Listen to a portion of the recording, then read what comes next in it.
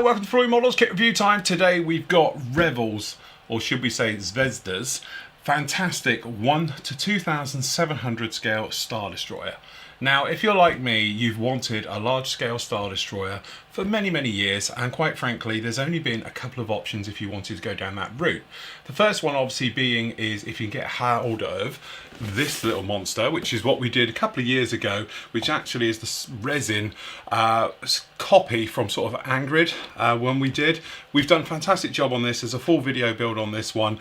It was a nightmare to put together, to be honest, because obviously the resin was extremely old. It's from about 1985, but we did do a full LED lighting kit and all the rest of it. Drawback to it, that kit probably cost me north of £600 by the time I got it into the UK. They are very sought after. You're going to be paying anything between £500 to £600. I got stung by customs, handling and everything else, put another £100 on the actual cost of it. So by the time it's got lighting and everything else that went into this one, I'm reckoning we spent around about £700 on it. That's an incredible amount of money for a large kit like that. Then, to be honest, the first incarnation of this particular kit came out, which was the Zvezda one. Now, the trouble with the Zvezda one was it was fantastic because it was only around about £130, £150 per head, depending where you got it from. Absolutely great. Getting hold of them, it was very difficult. They were around to start with, but very rapidly they went completely out of stock and there was just no sign of any more. When that happens, there's usually a clue, and that is because there's usually another company involved with it, in this case Revell. So they'd come along and obviously done a deal with them. That's why there was only, I think, 1 or 2 runs of the original Zvezda kits, and then it all went very quiet. Now though, this particular kit is out, and at £90 is a complete bargain, because although it's not quite as large and as detailed as obviously this £750 monster behind us, it's pretty on par with it and actually isn't a bad kit. I've seen the Zvezda one, but I thought we'd have a proper look and we could do a side-by-side comparison with the Angrid one over here and see exactly what the differences are and where your money is going to be spent. As you can probably see, this thing is a monster kit. It is just over 60 centimeters long, so just over 2 foot. As I said, it's almost on par with the other one that we got down on here. I'm not exactly sure how big that particular one is in the old measurement world, but I know it's just a little bit bigger than this particular kit. So, as you can imagine, because of what it is buttoned up pretty well. Again, I have seen this kit, but we haven't actually reviewed it, purely because I couldn't get hold of one to review. Okay, so we just have a look in the box. Okay, so in the box itself, we're going to have to put the box lid on the floor. A little bit worryingly, to be honest, is as you can see, we have got a huge gap on one side, if we can even get it in the camera, to the other. So again, it's a little bit of a thing of like, well, why isn't the box just this big? But technically, if it was this way, I suppose they could put it down, who knows with these things. But this will give us an idea. If you can look at the different details with it, and then obviously we can have a look at really the differences between these two kits. Your other option, if you wanted to go down this particular one, is there is a couple of garage kits available out for this particular one as well, which you can buy. They're about £500. Again, they're not exactly cheap, but if you wanted to go down that route, then obviously you could. So, on the old instructions, I think we're going to have to pan this camera out just a little bit more, just to get them all in. There we go. So, usual, as you can imagine, Revell way of going to it. We've got the parts call-outs, the various things in there like that, okay, and then obviously straight into the build. So working in the back part, to be honest, my resin one is almost the same. You've got a front end and a rear end as well, and it's going together pretty much the same. But this one's got plating onto the outsides, where obviously the resin one they're solid and go right the way through. So it's the case of building up the layers. It is a little bit like a cake with this one. We've got the guns actually on the side. We've got the big cannons, some of the plating, some obviously extra walling sections going in, putting in more detail. But really you're just coming up through these layers as you make your way through. Forward section, the hull gets fitted onto it. Again, you're always going to have this little seam, so it's well worth, especially like we did with the resin one, to hide that completely away. Make sure you've done all of that. Then you've actually got the sort of main hanger on the bottom as well, and we've got those claspers down in there, and then obviously the lower section going together, making up all the parts, adding all the little details into this one as you make your way through. Okay, then you've obviously got the big trenches down the sides. Those are all being fitted down onto that one. And then we've actually got the manoeuvring engines being put on there. And then we've got those big engines that will go on in a second. Okay, the back part going in. Looks like we've got a little bit of support wear in there, which is dead handy on a kit this side. Those huge big iron engines being fitted down into the back. And then we've got more structure work going in just to help spread the weight, because obviously there's a lot of weight pushing down on this. And then again, next layers coming up, as you said, a little bit like a cake. Okay, up through the layers as you're making it all the way through, and then obviously up to the bridge section. And then obviously all the details going through there, and then the bridge itself right the way through, the radar arrays, the actual reactors out on the little limbs on the tops for the shields, and then obviously the various areas going through. Then we've got a stand. Okay, so a stand, nice simple X stand for this particular one. Okay, and then obviously we've got the bridge section being fitted up and then fitting onto the stand, and then obviously it talks about markings and painting and weathering, and to be honest, that is where you can go to life on everything you want. It's calling out for all of this, but take it all with a pinch of salt and do what you want to do and what you think looks right for you. So as you can see, the instructions actually are pretty simple, and compared to putting this thing together, they're a doddle. Okay, so I suppose the big thing we all want to see is how this thing is going to stack up. Okay, so what we'll do, got my knife.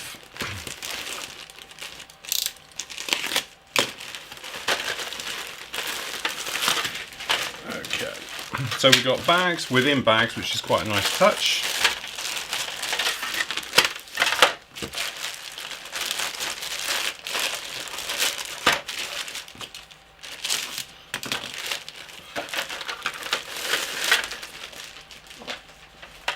Flying off there, that's a bit of sprue.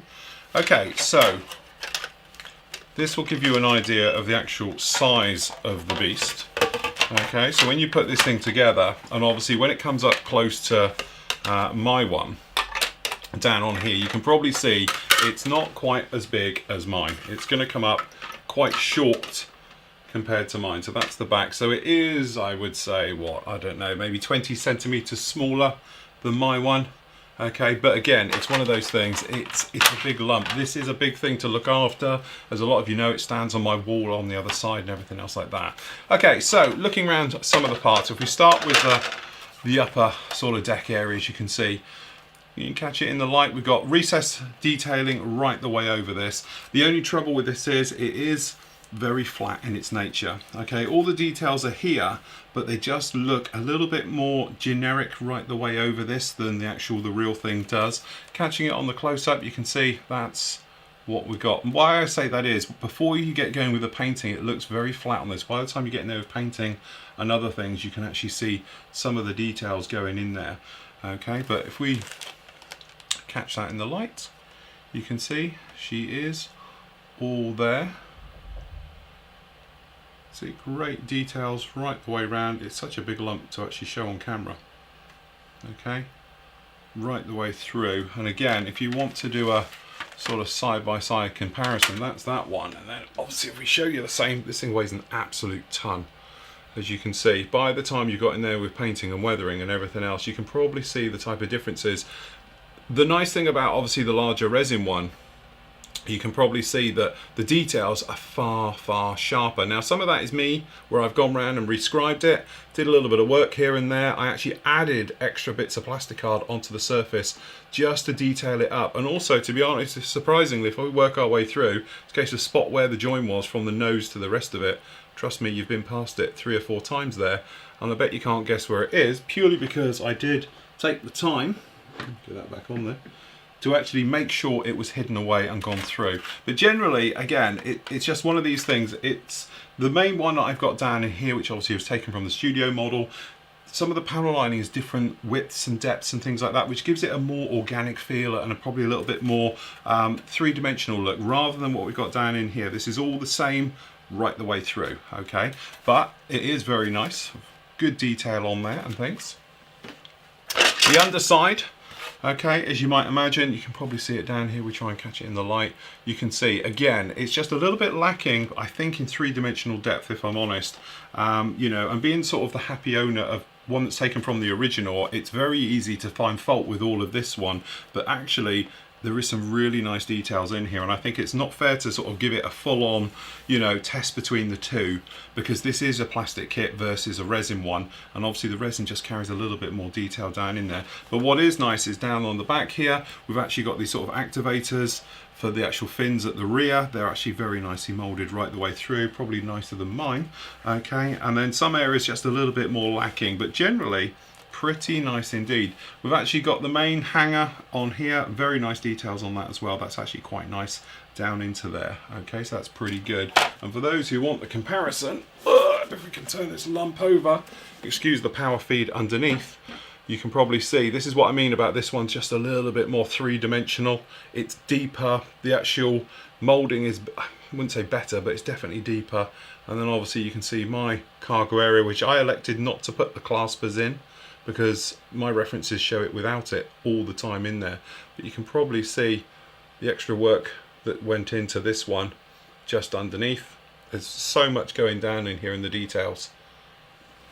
And again, it's where you spend a lot of your time just messing around with it, adding extra layers, more detail. This is something you can definitely do to this kit as well, just to bring it up to spec, all right? But generally, very nicely done. From a molding point of view, beautifully done. Everything has got Lucas Limited, so obviously you know this is a genuine. Okay, the front halves, again, it's interesting to see the differences between the two, because this looks totally mute and very, very flat, if we're honest, okay, compared to obviously the nose section we've got on the other one. This is just a little bit lacking in detail and things like that. But again, it's nothing that you couldn't fix, and you can put extra layers of detail and things like that in there. It's just that when you do a side-by-side comparison and you look at that one and then you look at this one, you can probably see how sharp these details are down on here and going through all the areas on there. And then, as I say, when you look at this one, it just seems a little bit flat, shall we say. Not very three-dimensional. But again, I think it would be perfectly well, and a few layers and things like that, you'll be good to go. The anchors on the bottom, nice touch that they've put those in for the mooring. Nicely moulded. Okay. Okay, so one of the first, or the upper deck areas. Okay, and we've got the rears, things like that. So as we can see, that's not too bad at all. I think it's got really nice sections down on here. Very nice. Got Zvezda logos in there, no problem at all. And then obviously we're working our way up. This is obviously the back section. Beautifully done, very nicely cast, clean, crisp moulding. All the ejector pins, they're sort of blunted out. But you just want to make sure, a lot of test fitting on this, dry fitting. But again, I think with a little bit of work, it should build up to be something very, very nice. Okay, back.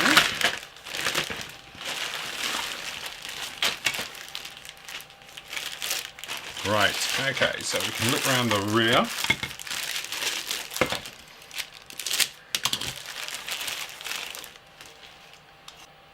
Okay, so one of the big features is obviously the rear end. You've got the engines and everything that's going around the back on this particular one. Down in here, to be honest, this isn't too bad at all. We've got some nice details. The only thing is, it just slightly softly moulded in a lot of these areas. But because of the way this is, it's not going to take a lot of work just to add a little bit more detail, a little bit more refinement down here. By the time these big iron engines and the manoeuvring engines are in there, you're not going to really see too much that's going on. The big difference is obviously, I can't show you on the rear end of this one, but I can show you this way. We've got lighting obviously full in this one, but hopefully you can see some of the details that we've got on our one here.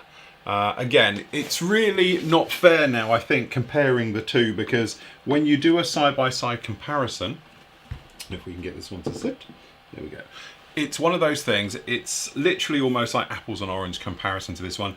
This is the creme de la creme one. This is an injection molded kit, and obviously there's limitations with injection molding where obviously a lot more work goes into something like this, but generally I have to say it's really, really nice. Some very nice details coming through here, and from what I'm looking at and I know this particular kit very well now, all the details are here. It's not like they're missing anything, they're just a little bit more subtle, shall we say, and things like that. Okay, so that I think we'll do last. I'll tell you what, let's have a look at some of these engines.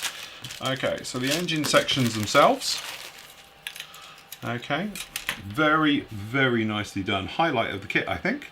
definitely. The engines with these sort of, you know, the actual outer areas, depending which one they are, don't forget there is differences between all the versions of the initial trilogy. Obviously, A New Hope was the Star Destroyer this one's based on. Got a feeling this could be a later one from actually Empire or Return of the Jedi, because the engines at the rear did change. Okay, so I've got the original ones which have slightly different engine bells on them to the actual other one. Again, the nice little touchdown on here, we've actually got the reactors. Obviously at the top we've got the radar array, the long range antennas, things like that, and obviously the little maneuvering jets, no problem. No sink marks, no nasties, no nothing in those whatsoever. So okay, we should have 3 of those, and I'm only seeing 2. Yeah, so I'm hoping we've got another bag here with another engine in it somewhere. Either that or I'm definitely missing something, but where's the main engine to the rear? Okay, I'm sure it will turn up in a moment. It's just we're missing an engine somewhere. Oh, there it is. Sorry, I was getting a bit concerned there we didn't have that one. Okay, so this is some of the detailing on the sides. Okay, and again, to be honest, I'm not going to compare with this because that is fantastic. This is very, very nice. I think with a little bit of work, if you wanted to, a little bit of scratch building, things like that, this actually isn't too bad at all. I think we'll do a last sort of comparison between the two if you're thinking about it. But if I place that one down there and we just grab this one for the last time, you'll probably get a flash of lights, but you can see the detail that goes down in this particular trench is pretty much off the scale. Okay, and obviously ours is fully lit and everything else down on here, and then obviously you're going to catch some of the lights are actually on this one on the side areas, and just generally looking around, the actual level of detail on these is incredibly detailed, and right the way up you can probably see on the side there's a lot going on this particular one. But again, that will be the last time we will compare the two, purely because everybody's asked me to do a side-by-side comparison, so that's what we've done with it. But generally, as you can see right the way through, again, it's very flat detail, but I'm thinking it's going to come in the end. Okay, I'm assuming this little guy down here is a plug-in for one of the rear parts for the engine system going through. But again, I think by the time it's had a little bit of a wash, even taking care of it, it should be pretty good indeed. Again, the side structures, as you can see, nothing like to what we've just seen on the other one. Okay, but again, we're not going to do any more comparisons as of now. Okay, some of the support work going inside is a really nice touch. It is a big model. My concern with my resin one, to be honest, is it pancaking over time. That's why she is displayed on her end and not flying through the air, purely because of the weight of this resin will flatten over time. That's why she is up on the way. This guy, you're not going to have any worries about that at all. Okay, so up into the bridge section, some more of the work, some more of the front. Again, there's somebody missed the actual deck. It looks, surely there must be, I'm assuming there's a part that's going to go in here because they're missing the actual bridge. The bridge itself fits down in here, so I'm assuming it is a separate part that's going to be put on there. It's like a little horseshoe shape that pokes out the front, but that's the bridge, which would be right there. Okay, the top sections, sorry, this is the underside actually, very nice indeed. Okay, and we've got the top sections down on here. So the radar array, the long range antenna fits at the top, and then obviously, as you all know, the actual reactors to shoot on the side. It looks like they are missing, are they actually totally missing it? I think they are. Again, this is the rear, but there's a hangar there, and they've missed the sort of hangar section at the back. Okay, so a little bit funny how they've done some of these, especially when it is a licensed part and all the rest of it. Again, recessing, details, things like that, no problems with that at all. Everything is pretty crisp and sharp and things like that. Okay, then we've got obviously more of this side structure. It's actually some nice details going down in here, looking pretty good on all of that. That big housing underneath for the actual main reactor for the ship itself. Very nice indeed. There's that third engine for the center section, and again around the sides and the backs, things like that, for all this actual trench work, looking pretty good indeed. And again, another piece of superstructure, good strong plastic as well, so that's quite nice. Obviously I assume they're a little bit worried about it pancaking over time as well. And that's it. Okay, I have to say, when you sort of put them all together, so you've got Revell's kit one. If you remember, we did a full build on this one. If you want something a little bit small, and this one is, if I remember, has engines as well, lights and sounds. We have a little one. Okay, then obviously now we've got Zvezda's or Revell's one as well if you want something a little bit bigger, and if you want to go completely over the top and you are hardcore anorak and you can afford it, then you can go for something like this. The biggest question I've been asked since I was doing the review is side-by-side comparison. I've done it, and I'm honest with you, I've done it very reluctantly. This is a £600 kit. It's probably, if I was to sell it, I'm not going to say, but I've had huge amounts of money offered me for this particular kit, and I've always said no because it's been my childhood dream to do. It's beautiful, it's fantastic. The level of detail on it is on another level, far superior than anything you're ever going to get injection molding. Okay, so from that point of view, you can almost dismiss this one as being, you know, sort of top shelf and all the rest of it. From a plastic kit point of view, I think it's fantastic that now we've got obviously the Zvezda kit or the Revell reboxing here have come along at something at £90. £90, that's a lot of plastic for £90, and you're going to end up with something, okay, it's not going to be as big as this one, it's not going to be as detailed as it, but it's a Star Destroyer, and I think unless you're going to put this thing next to it, no one is going to be able to tell any different. Okay, that is the thing to it. You want something that's on display, you want something looking nice, and to be honest, this guy, that is something we did as a video build last year as a little bit of fun really, actually is a really nice kit. So if this thing comes along and is anything like this one, it's going to be no problem. But we've all wanted a Star Destroyer, and then the big boys of us have always wanted a big Star Destroyer, and to be honest, the reason I built this one is because at that point there was no other options. This was as big as they got, and I always wanted the big scale Star Destroyer, so that's why we did that one. This particular kit here, to be honest, is an absolute stunner, and it is an absolute bargain. So for all you Star Wars guys, or really any Star, you know, sci-fi guys, things like that, this is definitely one for you. You've got to go out and get this particular kit.